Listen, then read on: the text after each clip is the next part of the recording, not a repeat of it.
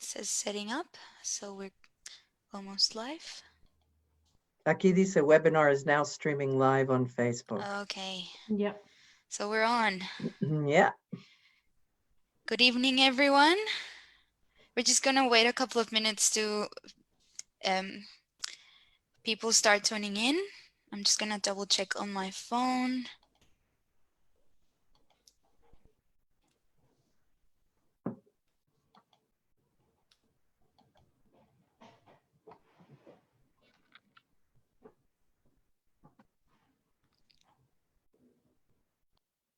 Okay, yeah, we're live.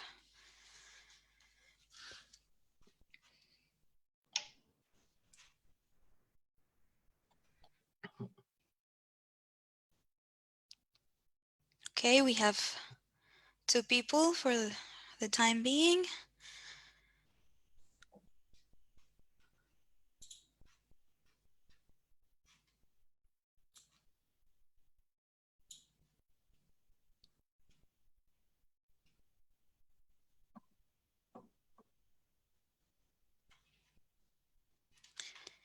Okay, I think I'm gonna start with the welcome and let just people join. Sure. Okay. Okay. So, good evening, everyone.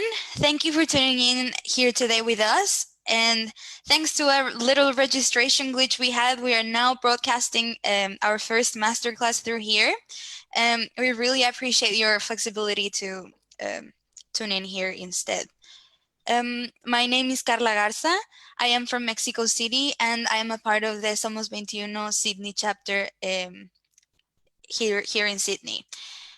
Before we start, I just would like to acknowledge the traditional owners of the land. Here in Sydney, where the three of us are, is the home of the Gadigal people from the Eora Nation, and I would like to pay my respects to elders, past, present, and emerging. For a little bit of context, especially for the people that don't know our organization, Somos 21 is a non-profit organization that seeks to empower its members to create value by connecting and promoting collaboration between people from Australia and Latin America through our platform and events in the different cities we have presence. We are aware that the COVID-19 pandemic has negatively affected the Latin American community. And as an organization, we wanted to help our people. So we designed a survey and we launched it with the intention to understand the main concerns and the needs of our fellow Latinos here in Australia. And the results were very clear. People are not only concerned about their physical health, mental health, and the impact that their social lives have been affected by the quarantine, but also it has negatively impacted the employment status of a lot of people, which does affect their income, which is not a very good situation to be in. So that's why Jasmine and Elvira came together to try to help you guys to get back up on your feet and get those resumes ready and be prepared for starting the hunt for your next job. We want you guys to feel that you're not alone. We want to help, and there's a lot of lovely people willing to give their experience to help you guys overcome these challenges. Before I introduce Elvira and Jasmine, let me tell you that we want this masterclass to be very interactive. So please feel free to add questions or comments in the question box or the comment box on the Facebook Live. So, Elvira, I'm going to start with you. Elvira is the founder of ELAJ Consulting Services. She has extensive knowledge in human resources management. She speaks 5 languages, yes, 5, including Spanish. And she has managed over 150 people from very diverse backgrounds, whilst living and working in China, Taiwan, Vietnam, and Latin America. These experiences have given her a unique understanding of the business culture and a negotiation approach. In the other hand, we have the beautiful Jasmine. She is a cross-cultural organizational and counselor psychologist who is also a mediator, facilitator, and executive coach who owns her own company. With a solid background in human resources, learning and development and organizational development, she has helped hundreds of leaders and teams around the globe. She has worked with over 100 companies in Australia and internationally, and she has developed many recruitment programs. And I also, how many languages do you speak, Jasmine? Also 5? Yes, I've got 5 running around. Oh, well, I only speak 2, so I'm in disadvantage here. But there you go, Yeah. guys. Polyglot, that's the word? That's it, polyglot. We have 2 polyglots today, and they are very eager to share their experiences with you guys. How are you feeling, Jasmine and Elvira? Tell us. Look, I'm feeling great and anxious to share so much information with everybody. We're going to have a lot of fun. Elvira, how are you feeling? I am very excited to be here.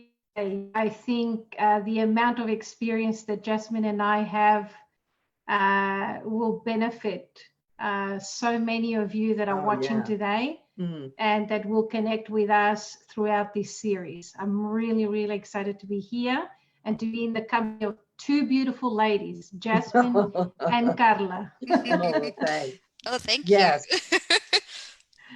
So we'll I guess to get started, I want to say that, and thanks to Carla once again for being our host and being the facilitator for this. She's been terrific and we enjoy working with her. So yeah, it's fantastic little team here. It's my pleasure. Thank you. Elvira and I got together after an Alabec conference. And we had a lot in common because we both work with a lot of young people, and we thought, oh yeah, you know what's really needed here? It's kind of like, how do you do your resume, and what should you be looking for in terms of interviewing skills? So we got our heads together and planned this webinar and decided, well, let's go with it. And so all the more reason to share it with our Latin American community and other people, because I'm sure other people will tune in at some point. So maybe to talk about the purpose is to enable you to really assess your skills, do an evaluation, look at really where you are in terms of your CV. We both, Elvira and I'll let her talk about her experience. I do set up a lot of recruitment approaches to companies for them to attract new talent. So very much a talent management kind of approach, and have interviewed hundreds of people over the years, many of which have been beneath the age of 45. Now they're a bit older, but one of the things that we found is that sometimes their resumes are really inadequate and don't really demonstrate the skills and the knowledge and the attitude that they're supposed to have. So all the more reason to get this started. And maybe I will hand it over to you, Elvira, and see, what your experience has been. Thank you, Jasmine. So my experience in writing has been at a corporate level. So short list resumes or CVs received people for different positions that we had for a manufacturing company that was in the mining engineering industry. And for us, it was very important to have a look at the resume and what the person was trying to tell us about themselves. I also had my own experience looking for a job and applying for jobs. I can tell you, after interviewing people and also you sending a resume for jobs, it's no easy feat. You really need to work on it and you really need to think. So yeah. I'm very much in agreement with Jasmine's experience.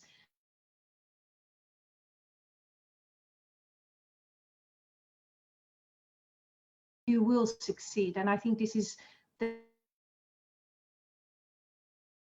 sent to you I think Yeah, Elvira Elvira has, is having a little bit of connection problems. yep, yep. So Okay. I'll go ahead and get Yeah. started. Okay, so basically, let's start with your CV.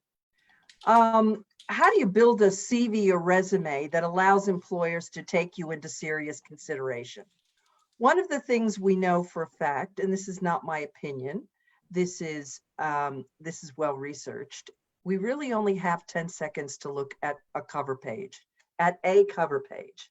If you don't make it past the cover page, then we're in trouble. So one of the things that I'd like to do is I'd like to go over with you what a resume is and what it is not. So let me just share this with you. Share my screen. Perfect. So as you can see, many years ago, the longer the resume, the more prestigious you might have been. This is a long time ago, mind you. Now it's considerably different. So what is a resume? It's a marketing document to get an interview. And this marketing document, the first page has to be attractive. What is it not? It's not an information document. It's your 10-second chance to impress the reader, not a 10-minute life story. It's an emphasis on relevant achievements, skills, abilities, and experience. And I want to add in their attitude. It's a collection, it's not a collection of job descriptions or duty statements. It is a summary of your main elements of employment history, qualifications, and personal details. And it is not a lengthy autobiographical statement. So what it is, it's 1 to 4 pages of information relevant to the job. These days, really, it should be 2 pages max, but it can go on to 3 pages. As opposed to before, you could take a truck and put the resume on a truck because it was 8 to 20 pages of detail.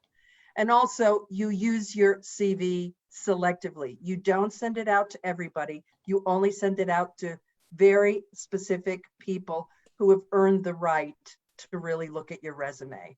So Yeah. you don't mail it out to all and sundry. So that's an important thing to look at. Now, how do you put together a resume? So I have a little exercise, a homework exercise I'd like you to do, because I think this might help you. Now it comes from it's called the AEIOU framework for critical decision making, but I'm using it in a completely different way. So what I'd like you to do, because I really want you to understand, and Elvira wants you to understand as well, both of us are really keen on having you understand how your skills are transportable.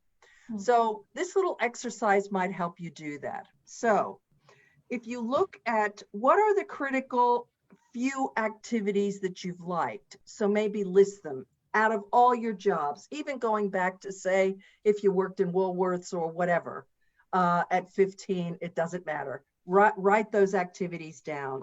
What did you like about your environment or environments? What was attractive? What are the critical interests that you had about the environment? What were the interactions that you enjoyed around that? What were the objectives that people gave you that you enjoyed? So say if the objective was to run a team of 7 people across the world, and you really enjoyed that, and that was your objective, and to do that successfully, well, write that down. And the last one is being a user. What kind of technology using did you enjoy the most? For some people, and I'll use partners in a law firm, I'll use some architects, they're really allergic to technology. So they usually push technology down to the rest of us to kind of have to cope with it.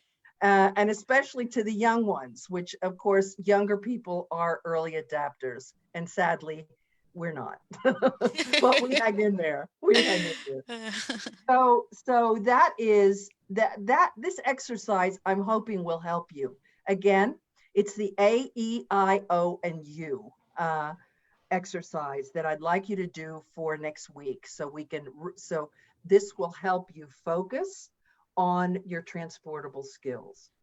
And I think now we should go into looking at templates. Elvira, Thank you you. want to take it over? Yes, can you hear me well? Yes. Yeah, it's now much we better can. now. Yeah, it's much better. Okay. Yes. I think it was a technology glitch. Okay. All righty. It happens. Yeah, Yes. it does. It True does. story. Yeah. Okay, so in order for us to do these series of presentations for you, Jasmine and I, we did a little bit of research because we know that there are many things that are available out there. I think everybody's best friend is google.com or google.com.au or some version of Google is our best friend today. So there's a lot of things and a lot of templates and a lot of websites that talk about what is available out there. So we did a little bit of research and I thought, well, when people are doing a research to write up a resume or how to start writing a resume, what would be some of the words that you put out there? So we looked at the search under how to write a resume. I'm looking at a second screen here just in case you're wondering why I'm turning my head. So how to write a resume, and there were quite a few websites that came up. So one of them was, for example, a Westpac website that had a digital coach called Wendy on how to write a resume. Then we had also My Perfect Resume under that search, which talked about profile, employment history. And then I did a search as well on free resume templates. And there were quite a few that were similar to my other search on how to write a resume. And there was one that caught Jasmine and I's attention particularly, which was called Novo Resume.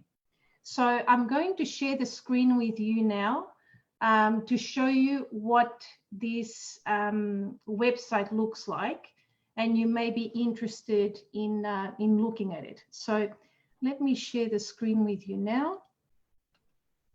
Can everyone see that? Yeah, we can see it. Yeah, okay. So this is Novo Resume, is a website that has quite some interesting first-hand information when you look at it. So first of all, it says, try it, it's for free. Resumes for students and intermediate.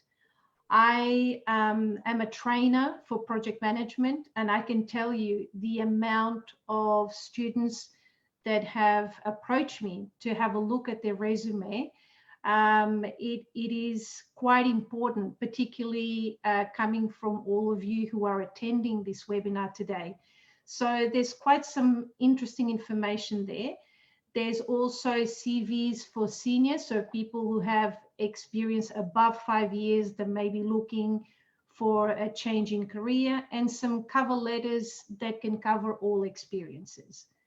If you go down on this website, then you look at different templates that they have. For example, functional template, or you can have a modern template. They also show a simple template or a creative template. So let's say you are an interior designer or someone that works with a software development type of job. You may be interested in doing your resume using the creative template. So it has some, some points in there where, like an analytical, where somebody will look at it, they'll be able to relate to it and catch on to your resume. You then have a basic or a professional resume. So there's quite a few templates available there. And then they give you some more information about how to format a resume, how long should it be, and then there is a few expert reviews that they also show in this website. And my absolute favorite of my research is which Jasmine and I think Carla also absolutely love. Our vision is to fight galactic unemployment. So good. Yeah, Yay! trust me. Yes, there you go. Galactic unemployment. That's Absolutely. too. In That's so Australia, good. anywhere. Yes. So that Jasmine and I would like to perhaps refer you to this website, which, you know, out of everything that you see online today, is probably one of the most compact information sites. Yeah. Yes. It just goes to show you how the Danish and the Scandies really have it. You know, they're very, very together, Scandinavia these days. Yes. Yes. It's just amazing. Yeah. So maybe now we look at, so you've got some templates there to work with.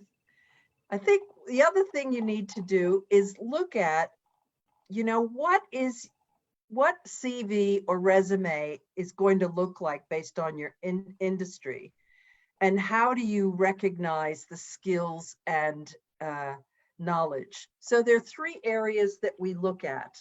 We look at attitude, knowledge, skills, and of course, experience. The resume information and content we're giving you here is whether it is applicable, whether you are an early in your career, whether you're middle of your career, or whether you're later in your career. And it really depends on your industry. Some industries will demand more than others. So I have, excuse me, I brought along some resumes, some resumes that I have,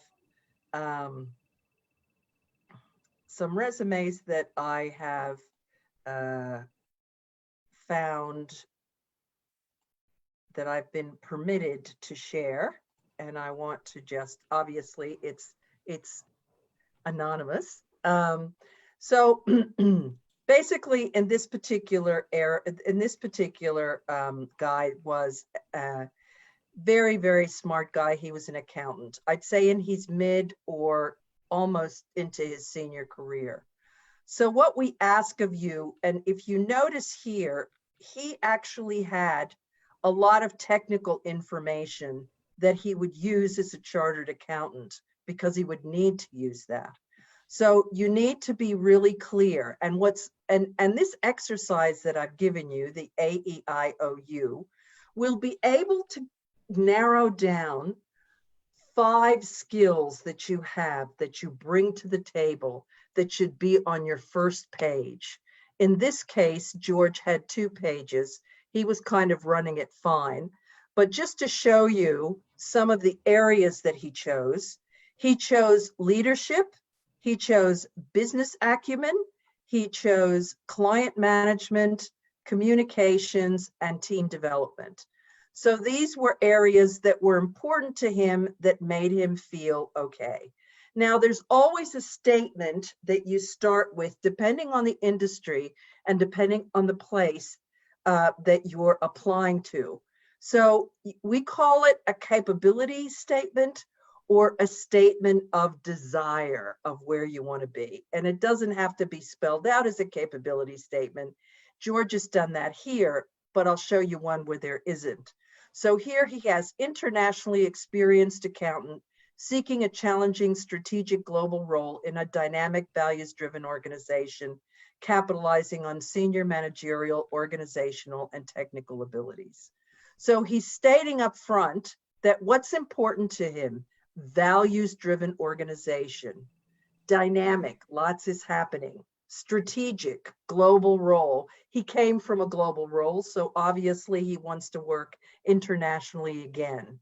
So that's one of them. The other one I wanted to show you was my buddy Tom, who is more junior, and actually very junior. So if you can see on your screen, okay, so Tom was is a journalist, and he worked across and early in his career, but it's interesting, his statement. Experienced and enthusiastic print and online journalist with strong all-rounder skills.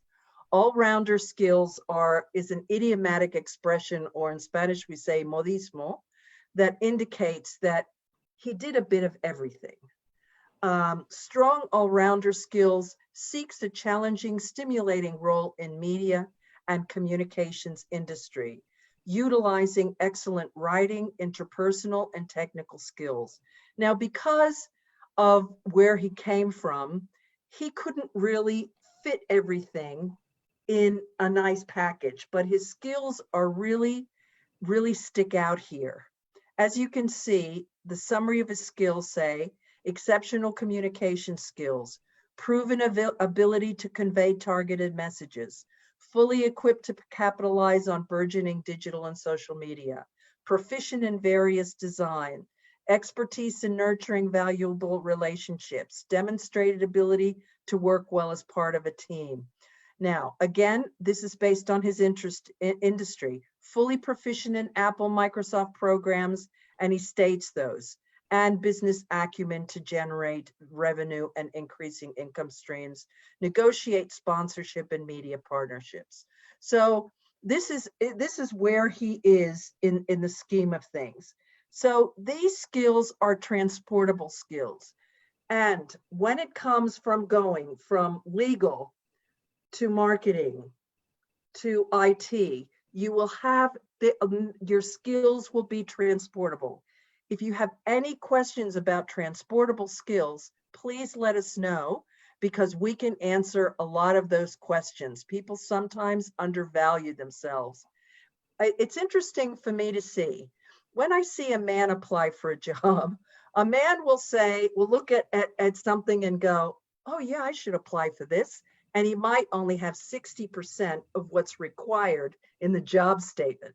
But a woman will say, oh, gee, I only have 85 or 90% of what's in the job statement.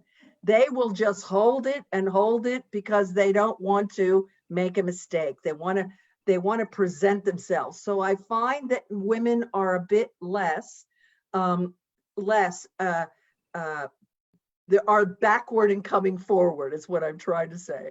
So that's a really important distinction between the sexes in terms of work. And I find that still, so. So I want you to really be able to also recognize the achievements of each job that you've had. So if you notice here, Tom's got an employment summary, and he also has an employment history. But in the employment history, you don't want to give tons of information.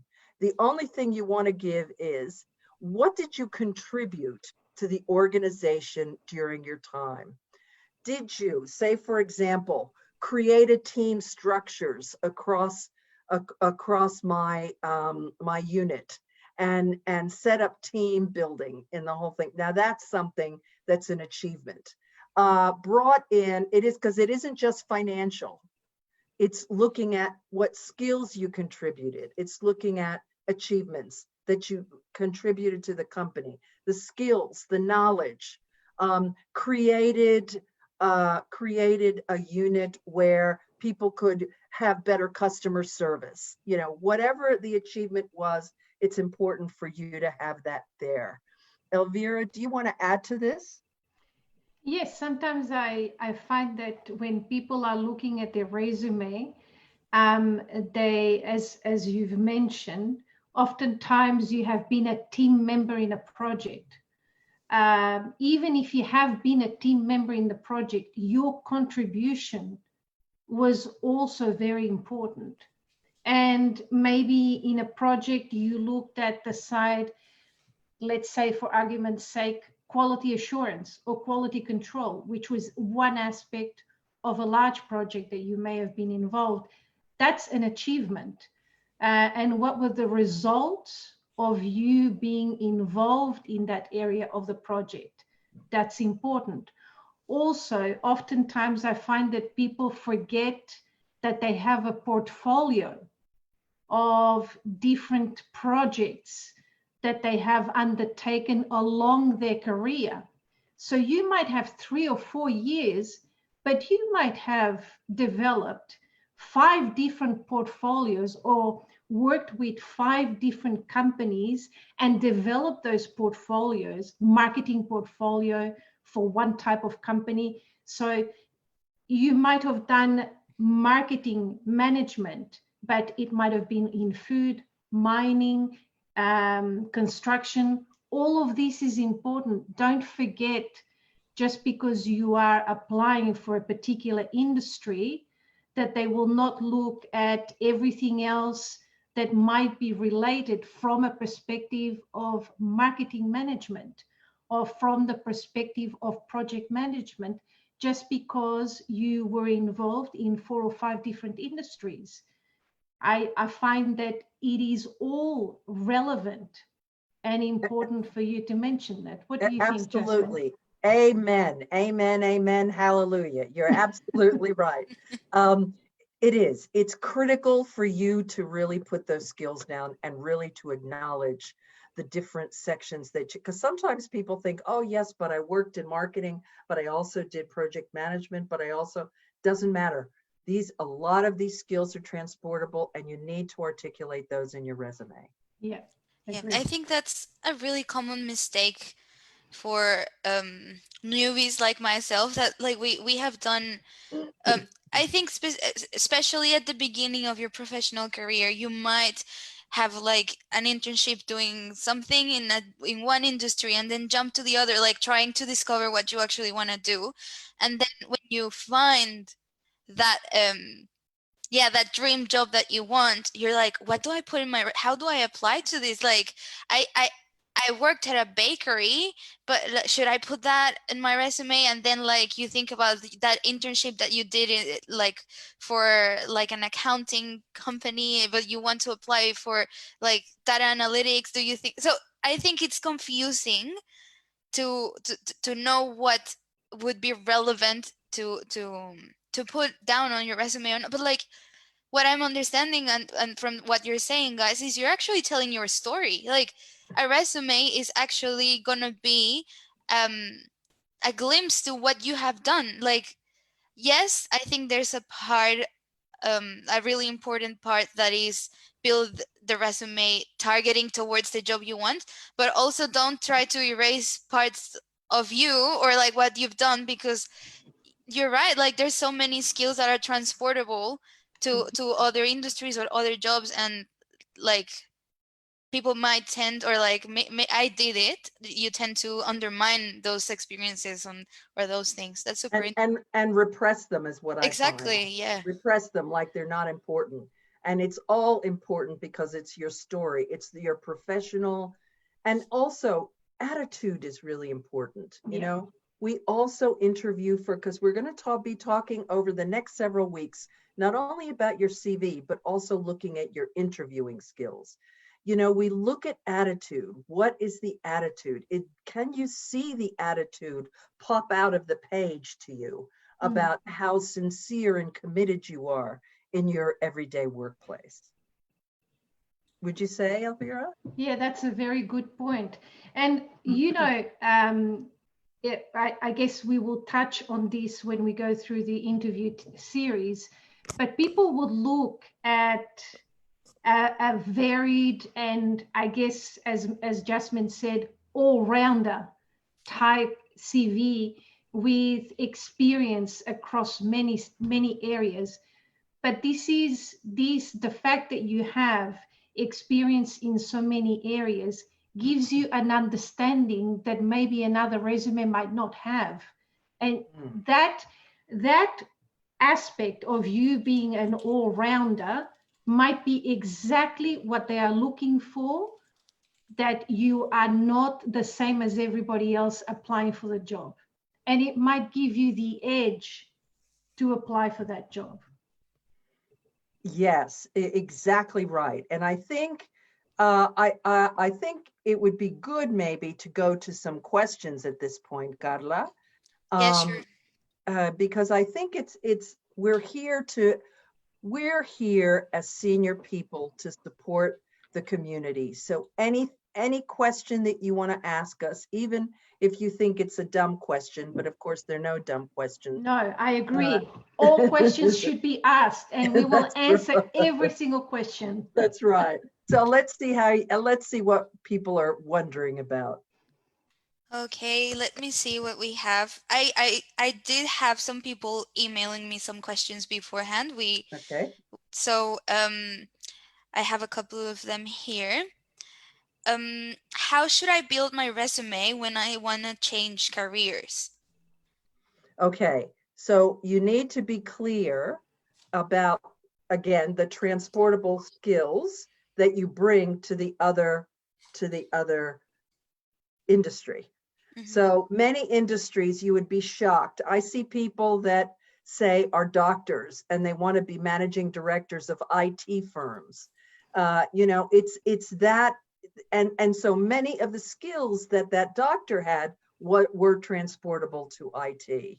So you don't minimize it, but you do capitalize on those transportable skills, particularly if they involve people. Yeah. I, But what do you do with the statement? For example, do you change it a little bit because you might That's like a good, experienced accountant, blah, blah, blah, if you don't want to be an accountant anymore, yeah, for starters or something, like how would you yeah. tweak that? Well, one of the things that we're going to go over next time is the template and how do you put your capability summary or your competency summary at the top of the page. How do you do that? You might say something like, and I'm getting ahead of myself, but you can chime in, Elvira, here. yeah. You might want to say, seasoned customer service professional seeks an opportunity to work in a values-driven organization where customer service is important to the legal industry. I'm just making it up. Okay. But and so that's probably the way I would go. Elvira?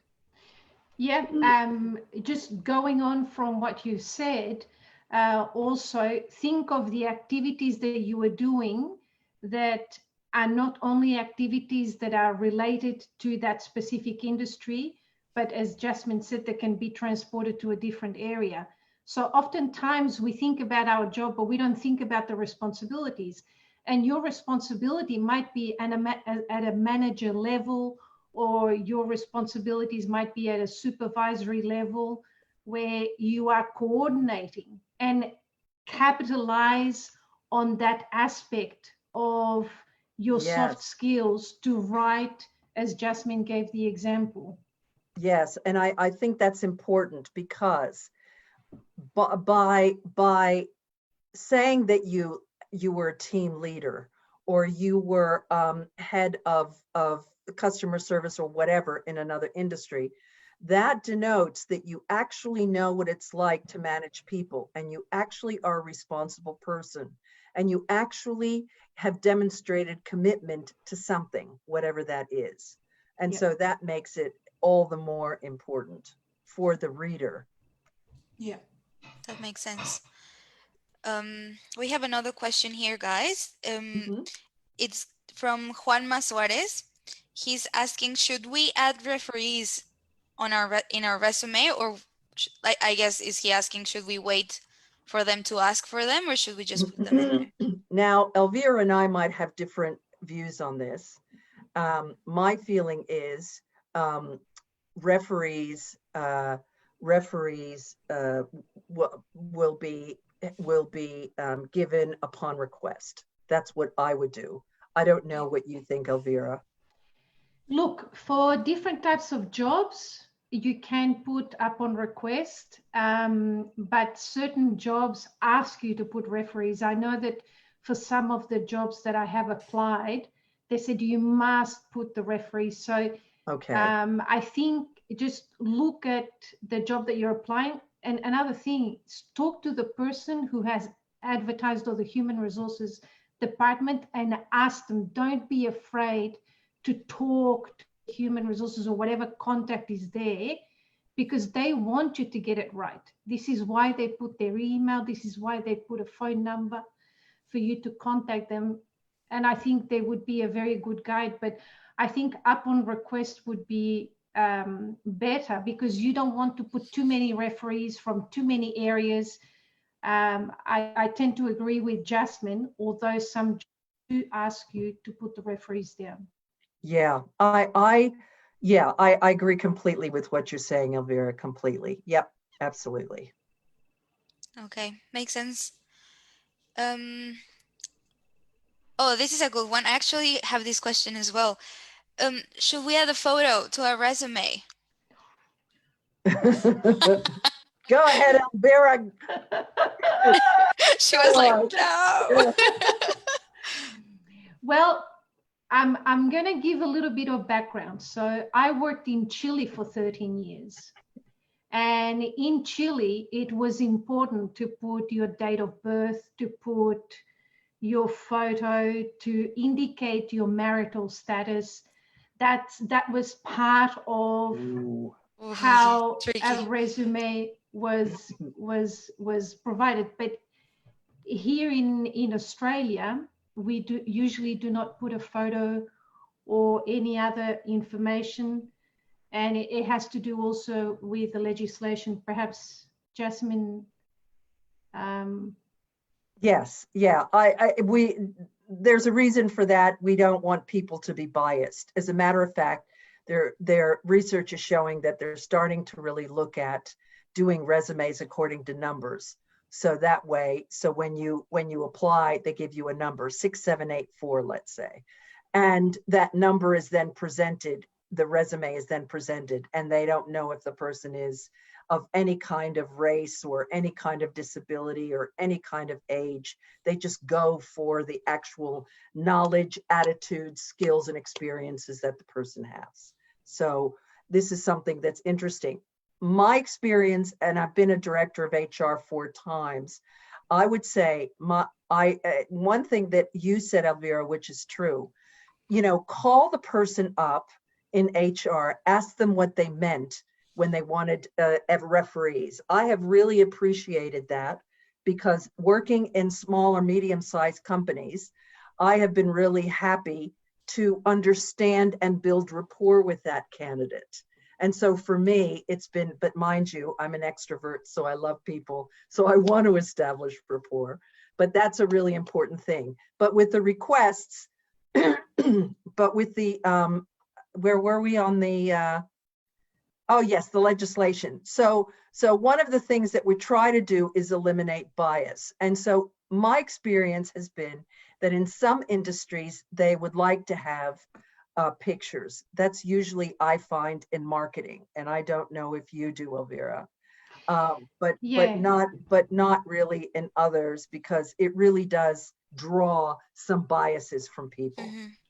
It's interesting because when you send your resume, people will look at your Facebook, perhaps your LinkedIn profile. Yep. So they will go through the social media and whatever other media is available out there, and they will look at your picture. Instagram. So, Instagram, yep. So I would recommend not to do that on that basis. Yeah. That eventually, if they do go to your LinkedIn profile, they will have access to your photo, and it'll be a professional photo. Yes. Okay. Thank you, guys. We have a couple of more questions here on the comments in the live. So Lina Perez, she says, firstly, Elvira and Jasmine, thanks for sharing your knowledge and experience today. Also, Carla, for facilitating the space from Somos 21. You're welcome, and thank you. You're welcome. She says, my question is related to the selection criteria. If I don't tick all the boxes from the selection criteria, but I can offer other transportable skills, do you think it still be worthy to apply? Absolutely. Yep. Unanimous. It's unanimous. Absolutely. And you know what might shape it? What might shape it is your cover letter. I think your cover letter would shape it, and I think putting those skills in there, like junior seeks opportunity or whatever, or seasoned whatever seeks opportunity, whatever. I think that's really, yeah, absolutely. And even call up. I mean, I would honestly, I am really a big one on throw your hat in the ring or you'll never get a chance. What do you think, Elvira? Completely agree. Completely agree. And like I said before when we were talking, you know, something that you have but other candidates do not have might just tip over the edge for you to get the job. And Yes. that they didn't think they would be able to get someone with that type of skill. Maybe that's why they didn't advertise it in the job description. So don't be afraid to just be you, because you is what is going to get the job. Yes, absolutely. Yeah, that's great to hear. I think I used to be one of those people, and especially when they ask a certain amount of years of experience, and it's like we want someone with 5 years of experience. I only had 3, and I'm like, oh no, why should I apply? But I actually felt that I had the skills and stuff, but you feel compelled not to apply, and experience can be subjective in my opinion as well. But yeah, that's great to hear. That you guys say go for it. Absolutely. My dad always said to me in Spanish, el no ya lo tienes, which means you already have the no. It's that it makes sense Yeah, in English. that's right. Yes, Yeah. it does. Yeah. Yeah. The worst So that can happen is they say no. So exactly, once you know that, you were already there. So the worst yeah, thing that can Yeah. happen is you get rejected. Fine, next. But that's right. but I guess I really want to appeal to everybody. You all have skills that you bring to the table. You all have knowledge and experiences that you bring to the table. You all have a wonderful attitude that you bring to the table. Uh, Latin Americans are some of the hardest working people that I have met on the planet. And I'm proud to be part of the community. And so just remember that. Just remember that you have a right and you're entitled. Yeah. Sounds good. We have more questions. We have a Wow. couple of minutes more, so let's go for it. Okay, let's do it. Laura Bermudez is asking, should we be clear about our level of English? Is it important to have an official exam such as the IELTS to apply to a job? Go ahead, That's an Elvira. interesting one. Look, I think the fact that you are applying for a job means that you are comfortable with your level of English. The fact that you are looking for a job. I don't think you should be afraid, and you might find that actually speaking 2 languages might work to your advantage. So unless they specifically say in that job application anything related to the level of English, I think you should apply for it, and you should tell them that you are bilingual, and bilingual is an advantage. You are able to open doors to another side of the world that maybe that company has never looked at doing business over there, and that might work to your advantage. That's true. Yeah, this is a good story. I hope Epi's out there. I had a wonderful, wonderful opportunity to hire a guy from Sao Paulo, Brazil, and he was divino, absolutely divine. I loved him. And he got the job, and I was talking to my old boss, who I set up the HR, I was HR director for him. And he said, oh, Epi's so wonderful, and he's so great. And I felt so proud. And so, and his English was limited, but he was phenomenal at IT. You couldn't fault him at all. So I guess it depends. If you are going to be in customer service on the phone 8 hours a day, and your English is not that great, then you really have to kind of measure where you are. Ask your friends, practice English. Whatever you do, keep practicing, because the more you speak English, I learned to speak English when I was 9. And it was very, very difficult for me because I found English very difficult. Today, of course, people don't believe me when I say English is not my first language because I speak it very well. So they say. And Jasmine, just to share that experience, I learned English when I was 16, and Entonces. it is my fourth language. So Yeah, well, there you go. you know, it's really, I think what Jasmine said is how your attitude towards it, and that if language is not a part, or essential part of the job that you're applying for, but you are very good with, you know, putting reports together and writing, and, you know, you're conscientious, you're hardworking, you put in the hours. I mean, sometimes that has so much value. You know, when people decide to give you the chance for an interview and they see how you front up to any type of work, that sometimes really is the edge that gives you the job. Yes, and so one of the things that I would say, Laura, is that the best thing to do is to practice your interviewing skills. Get your friends to ask you some of the questions that we're going to be asking, so that you're clear about what kind of questions you need to answer. Sounds good. Okay. I have a couple of more questions. So Daniela Patricia, she says, thanks to you both. Elvira, nice to know that you worked in Chile. I'm from there. And I'd like to know that what difference do you see between both countries in terms of recruiting and selection? I'm trying to find a professional job here, but I don't know the codes. For example, we don't use cover letters. I had that obstacle as well when I got here. They told me you need to write a cover letter. What is that? Like, and it was difficult to understand what to put on the cover letter and what to put on the resume, or like, because you don't want to repeat it, or well, at least that was my logic. What do you guys think about that? Yeah, we're going to cover letters. so yeah, so it makes a difference. Yeah, Elvira, do you want to speak to that? Yeah, so Patricia, isn't it? Yeah. Daniela Patricia. Daniela Patricia, very nice to meet you. Yes, it is different from the experience we had in Muy Lindo. That you know, cover letters were not an essential part of you applying for jobs. You actually didn't have cover letters as part of the resumes that were sent to us when I was working in Chile. So here is an essential part because it's like a summary of you before they look at your resume. And I think Jasmine can also talk to this.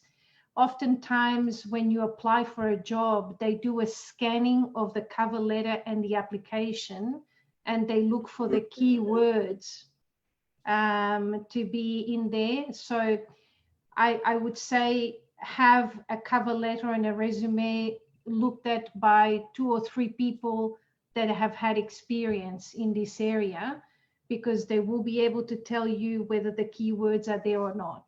So sometimes you being shortlisted for an interview is because they've scanned the document and you've met all the keywords that are supposed to be in it.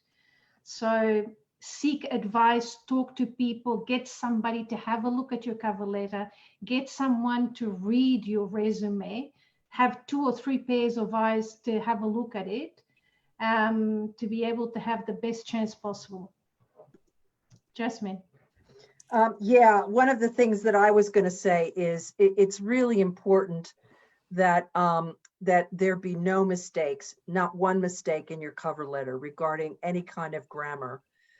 Either you speak perfectly on the page. That's very important, because as a reader of a resume, that will be a strike against you. It may not be intentional, but if I have 500 resumes and I have to look at 500 resumes, immediately yours will not be seen if there is one mistake, or if your sentence structure was not accurate. So important for your sentence structure, your word usage and your grammar to be in good nick if you're writing a cover letter. And we'll talk about the components of a cover letter in the next couple of sessions. Yeah, I think that's going to be very valuable, especially for the Latino community that comes here to Australia. We don't have that kind of thing back home. So when you come here and like they have these different things and requirements, it can be a little bit challenging or daunting at the beginning to like, what do I write? How many pages? All of those things. So yeah, stay put for the next sessions. And unfortunately, today we are running out of time. Thank you, Jasmine. Thank you, Elvira, for being here Thank tonight. you. Thank you. I really enjoyed listening to your input, and I'm actually rethinking my own resume. Me too. I think that's the beauty of it, I guess. Like Yeah, it is. it's something that it's constantly gonna change because Yeah. you change, you have more experiences, your objectives change, yeah, etc. So yeah, I think it's a journey. All right. Fantastic. Thank you everyone for tuning in here with us today. Thank you, everyone. Thank you, everyone. We are gonna let you know via the social media and or via email as well for the people that are members of our platform. How are we gonna proceed with these sessions? Whether we're gonna keep them doing here or in Zoom. The thing that we like about the Facebook Live is that if you guys can't make it to tune in when it's live, the actual video is like stays on the Facebook as a post, so you can actually come back and watch it again or like go forward and stuff, which is very nice. And we have had a very good response on our mental health ones. So we're gonna have a discussion as a team and let you know, but also let us know in the comments or message us. I'm gonna put the contacts on the screen now. So that's our webpage. Feel free to visit our webpage and build a profile there to connect with other fellow Latinos and Australians here in Australia, and follow us on all of our social media. Carla, can I just interrupt one little thing? Yeah, no problem. When you're going on the Somos 21 website and you're setting up your profile, one of the things that we want you to do is do not write down student. If you're an economist, write down I'm an economist, but don't put student, because people often in their profile write student and we don't know what that means. Okay. You know, you have a set of skills. You came here, say, as an economist or a banker or whatever, or a lawyer, it doesn't matter, or a journalist, say that that's what you are. Okay? Makes sense. Sorry, Carla. No problem. So yes, if you have any questions as well or suggestions, feedback, please write us in all of in whichever platform you would like, or write to that email carla.garza@somos21.org. And yes, we'll be in touch, I guess. We'll send you guys a post or a message to let you know how the next sessions are gonna go. Every Tuesday at 7:30. And it's going to be, I think, 9 sessions. Yeah, 9. Yeah, there's lots of content, lots of experience for you guys to absorb from Elvira and Jasmine. So take advantage. And thank you so much again. I don't know if you guys have anything to add. Nope. Thank you very much for your time tonight. I know that's precious. Awesome. Yes. Thank you, everyone. Really appreciate you being here. All right. Bye. Bye.